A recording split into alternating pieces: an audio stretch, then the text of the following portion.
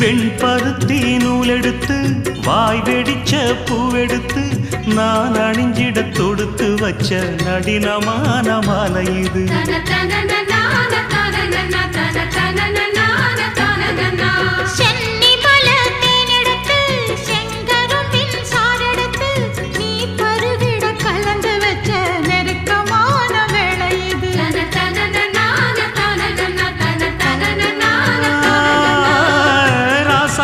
உடம்பிருக்கும் ரவிக்க துணி நானாக அன்னாடம் சூடி கொள்ள ஆசை வச்சாகாதா.